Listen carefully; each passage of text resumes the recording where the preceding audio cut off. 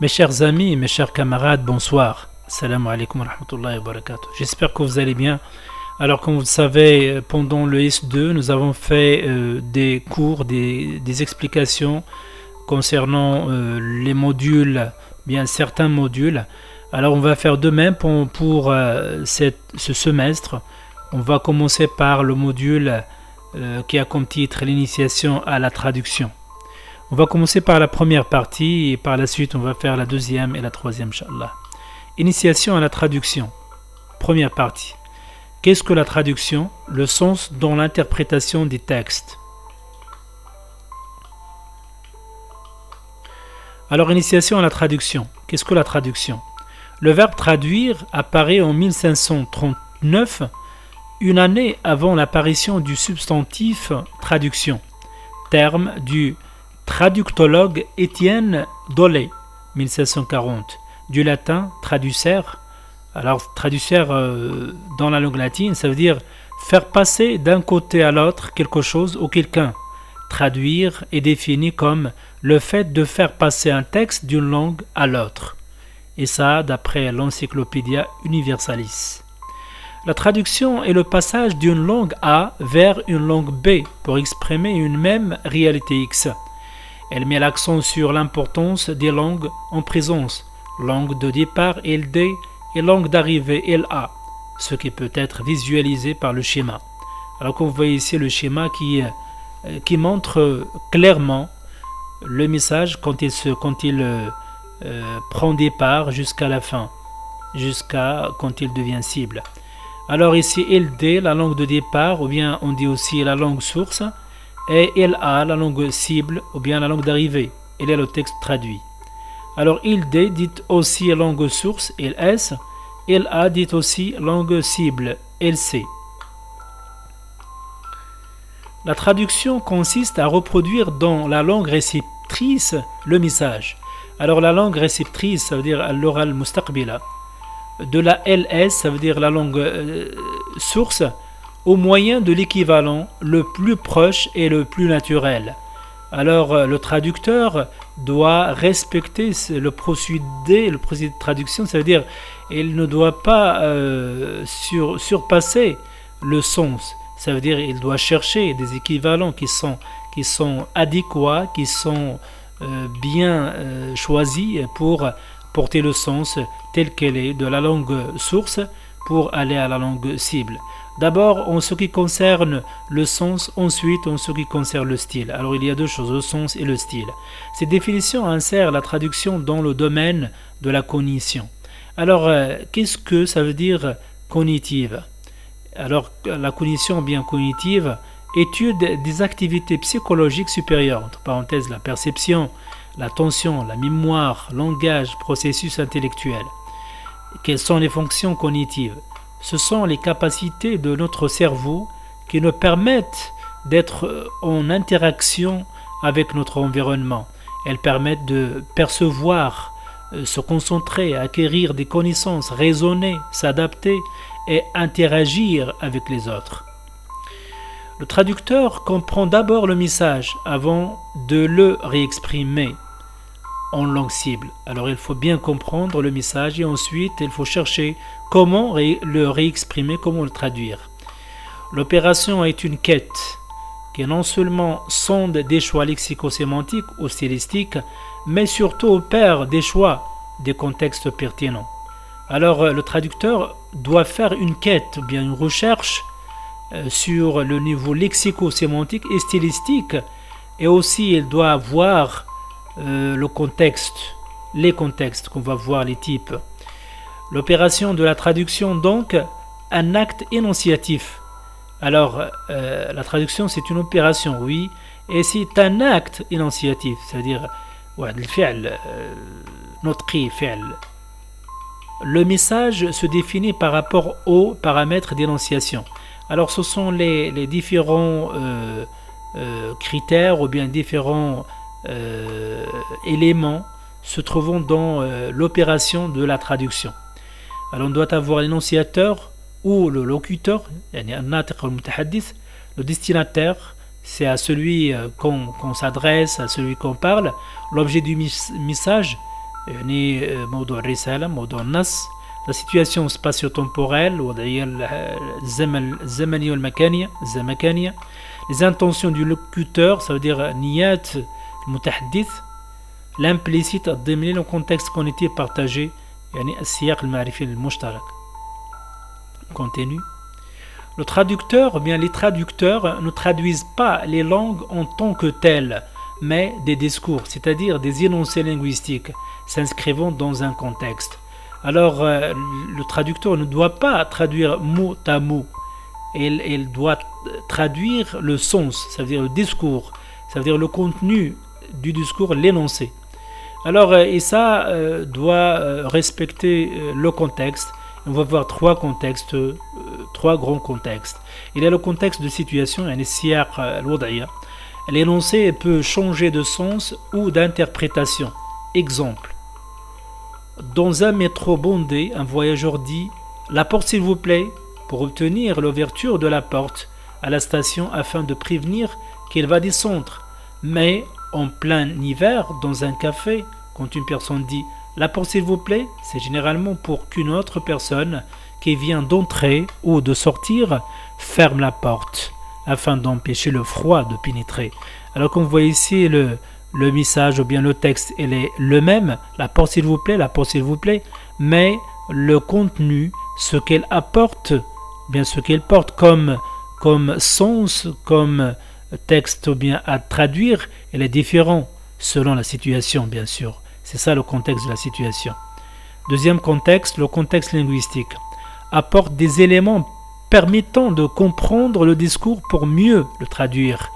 Les formes grammaticales donnent ainsi des éléments d'information sur le sens du discours.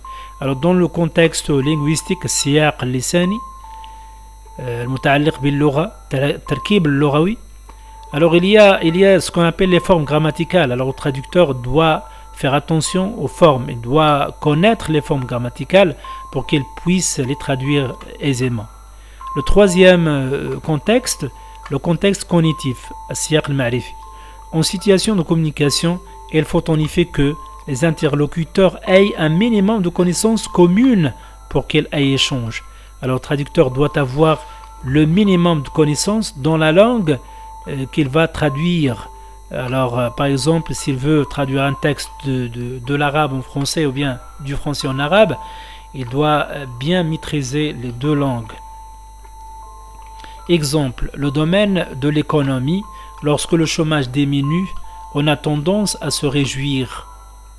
Mais il arrive que la bourse réagisse mal à une telle nouvelle. En fait, c'est logique, car si le chômage diminue, les salariés sentent qu'on a besoin d'eux et tendent à revendiquer des augmentations de salaire. Or, de telles augmentations risquent d'entamer la part des bénéfices des entreprises reventant actionnaires, d'où cette réaction de la bourse. Le traducteur doit donc être conscient non seulement des informations qui sont contenues dans le texte qu'il traduit, mais aussi du substrat. Du substrat, ça veut dire al-madda al-mutafa'ala, du référentiel de ce texte. Le sens à rechercher et ne le trouve pas dans les mots, mais sous leur surface. Alors il faut interpréter, il faut lire entre les lignes. Le deuxième axe, le sens dans l'interprétation des textes. En raison des caractéristiques linguistiques des textes, il est parfois difficile de saisir le sens de ces textes de spécialité. Le traducteur doit chercher à produire un texte qui reflète le sens de l'original en utilisant au maximum les ressources de la langue et de la culture de réception. En ce qui concerne l'analyse du sens du texte de départ et de réexpression de celui-ci en langue d'arrivée, Danica Seliskovic et Marianne Lederer postulent que traduire n'est pas transcoder, mais comprendre et exprimer le sens, ce qu'ils appellent aussi le vouloir dire de l'auteur. Alors il faut faire attention à ce mot vouloir dire de l'auteur. Lors du processus de la traduction, il y a deux étapes. La première étape, le traducteur comprend le texte. Alors, la compréhension du texte s'éloigne des signes linguistiques, mots, pour atteindre leur sens et se demande comment il pourrait les formuler au sein de la langue d'arrivée en tenant compte du vouloir dire de l'auteur. La deuxième étape, il les réexprime conformément aux règles et habitudes langagières de la langue visée, cible ou d'arrivée. Alors il y a la première étape, la compréhension du texte, bien du texte à traduire. La deuxième étape, c'est la réexpression doit être conforme aux règles et aux habitudes langagières de la langue visée, la langue cible. En effet, la traduction est en elle-même un acte de communication qui renferme ses propres protagonistes. Alors ici, il y a un petit schéma. Alors, au moment où on traduit le texte, il passe par ces étapes. Il y a le premier émetteur qui est l'auteur, c'est celui qui a écrit le texte. Le deuxième, c'est le message, c'est le premier message, le texte original. Le premier récepteur, c'est le traducteur. Et en même temps, il est le deuxième émetteur, lecteur de la langue de départ. Alors, c'est celui qui va traduire le premier texte de l'auteur. Deuxième message, c'est la traduction du message, premier. Et le lecteur de la langue d'arrivée, c'est le deuxième récepteur.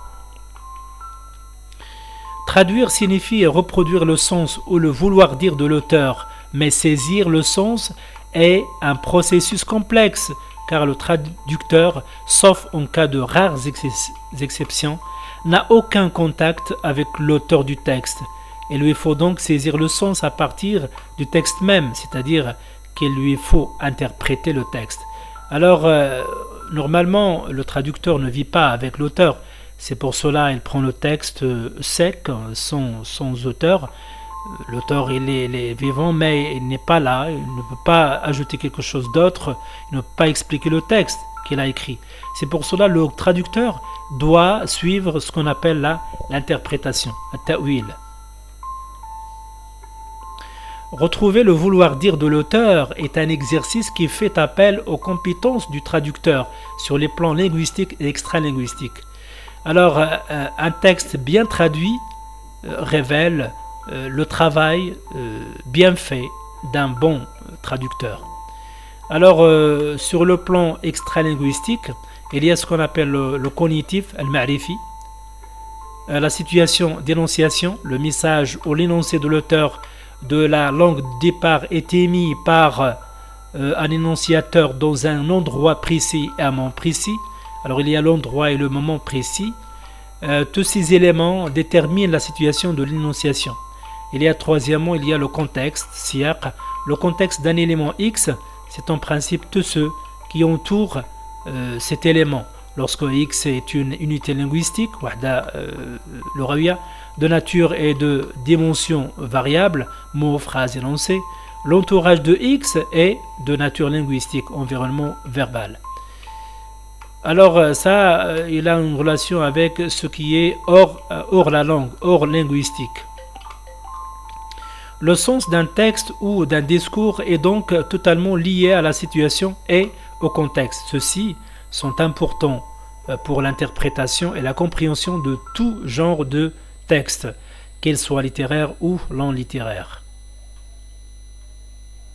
Ainsi, pour pouvoir comprendre le sens d'un mot ou d'un énoncé, on doit en première étape mettre l'énoncé en situation. En d'autres termes, se référer au contexte dans lequel les mots et les énoncés s'intègrent. Opération qui implique une connaissance linguistique, mais en même temps une connaissance du monde cognitif, éléments principaux permettant la réalisation de la compréhension. Il va de soi que toute compréhension exige d'abord une interprétation. Alors la bonne compréhension exige une bonne interprétation. En outre, hors du contexte, l'énoncé ne trouvera pas son sens exact. Et ça, c'est évident. Exemple de l'adverbe toujours. Alors comme vous voyez, l'adverbe toujours s'utilise en deux phrases et on va voir la différence entre les deux. Tu es toujours à la fac? Réponse 1. Oui, j'y suis. Deuxième réponse. Non, je suis en stage. Alors dans la première phrase, la continuité dans le temps. Et dans la deuxième phrase, la persistance d'un état. Alors premier sens, l'adverbe toujours indique la continuité dans le temps. Tu es en continu à la fac. Deuxième sens, l'adverbe toujours indique la persistance d'un état. Tu continues d'étudier à la fac. Le plan linguistique. Pour que le traducteur réussisse à dégager le sens le plus justement possible, Jean-Claude Guimard suggère une analyse du texte sur les 5 plans suivants: sémantique, syntaxique, grammatical, lexical et stylistique. Alors sur le premier plan, la première analyse s'appelle l'analyse sémantique. Guimard propose une démarche en 3 étapes. La première étape est celle de la mise en œuvre des connaissances universelles, soit les connaissances que toute personne possède. La deuxième étape fait appel aux connaissances préalables du lecteur, soit en bagage cognitif. La troisième étape, celle du sens contenu dans les dictionnaires que Guimard appelle sens de prédicat libre, soit le sens que toutes les langues ont en équivalent, plus ou moins rapproché, et le sens de prédicat lié est celui que le contexte attribue. L'appréhension du sens de la signification est donc une question de lecture et de capacité à comprendre ce qu'on lit pour ainsi interpréter qui a été dit et le réexprimer en langue d'arrivée. La deuxième analyse s'appelle l'analyse syntaxique. Guimard affirme que dans l'interprétation du sens du texte, le traducteur agit comme parasite, en analysant les relations entre les mots ou les groupes de mots et les structures des phrases ou de groupes de phrases de la langue de départ et de la langue d'arrivée. Le traducteur parvient à comparer l'organisation générale de chacune des 2 langues concernées par la traduction. La troisième analyse, l'analyse grammaticale. Guimard rappelle que la grammaire fournit de l'information sur les diverses fonctions des composantes de la phrase telles que les verbes, les substantifs, les articles, etc. Et que cette information permet au traducteur de saisir les moindres détails du texte. Lorsque le traducteur aura compris le texte, il pourra en réexprimer le sens en sachant qu'il doit parfois se plier aux règles que la grammaire impose. La quatrième analyse, l'analyse lexicale. Avant de traduire le texte qui lui est soumis, le traducteur doit procéder à une analyse lexicale. Cette analyse donne beaucoup de réflexion. Il faut se rappeler que chaque langue a sa propre façon de décrire les objets, les réalités ou les notions. Les moyens utilisés pour le faire sont aussi différents d'une langue à l'autre. Exemple, redouter, ça veut dire craindre, avoir peur, être effrayé, trembler que, paniquer. La dernière analyse, c'est l'analyse stylistique. La stylistique traite de la manière d'utiliser les différents moyens d'expression. Lorsqu'on analyse les divers éléments d'un texte, la stylistique permet de mieux saisir les nuances connotatives des mots, des phrases, voire d'un livre. L'analyse stylistique permet au traducteur de cerner les différents registres d'expression et de dégager le ton employé par l'auteur du texte de départ, après quoi il pourra les reproduire conformément aux usages de la langue d'arrivée et de domaine en question. Exemple, la métonymie exprime une partie pour le tout et l'ami du quinzo. La synecdoque exprime le tout par la partie je cherche un toit. Euphémisme, remplacer un mot par un autre pour éviter de choquer. Par exemple, mourir, il a vécu. Alors j'espère que vous avez bien suivi ce que j'ai dit et j'espère que vous aurez de bonnes notes durant l'examen, Inch'Allah. Merci.